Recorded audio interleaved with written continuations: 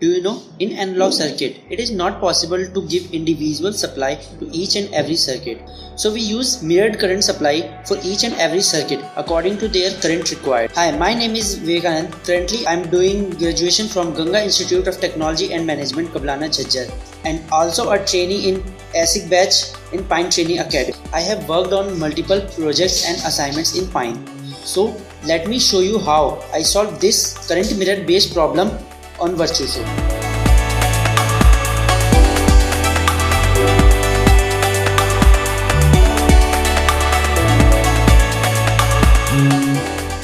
To solve this circuit, first we have to make current mirror. As you know, current mirror is an analog circuit that sends the required current and generate the copy or multiple of copies of reference current with the same characteristic, and replicated current is as stable as the reference current, that is I reference is equals to the I drive. There are three conditions for current mirrors. First condition is the VGS must be in control with I reference. It means that if we increase the I reference, VGS is also increased, and if we decrease the I reference, the VGS of the first MOS is also decreased.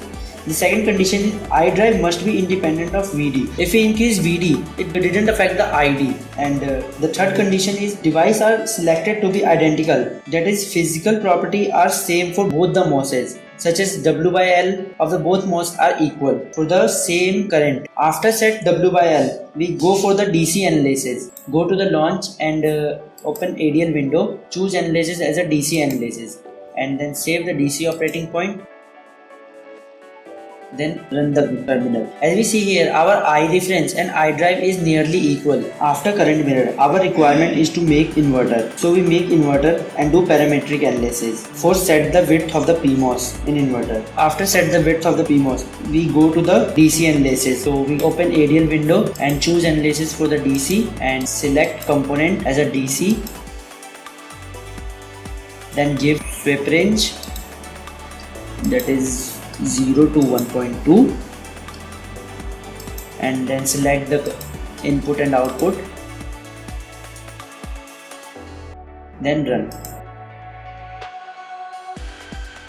Here we get the waveform that shows our inverter is working properly. Now come to our circuit. In this we use our current mirror and inverter. Here the drive current is connected to inverter and we apply input as a V pulse to the inverter and check the waveform at every inverter's output. And what is the role of capacitor here? For this we do transit analysis. So we go to the launch and open ADL window, then select analysis as a trans analysis and give the stop time, that is 100 micro, and then select the input and output points.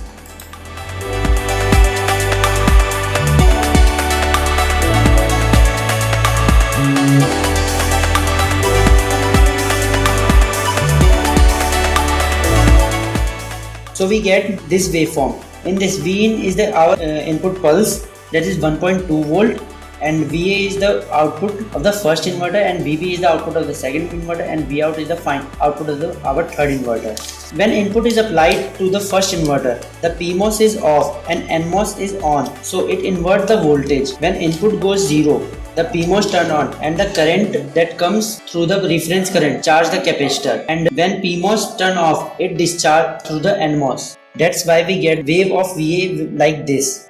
In this circuit, applied current, that is I reference, is very high, so the capacitor will charge very fast. If we decrease the current, then the capacitor charge time will also increase, and the other inverters used for the improving the driving strength of the waveform that occur from first inverter. If you have any suggestion, please let me know in comment below.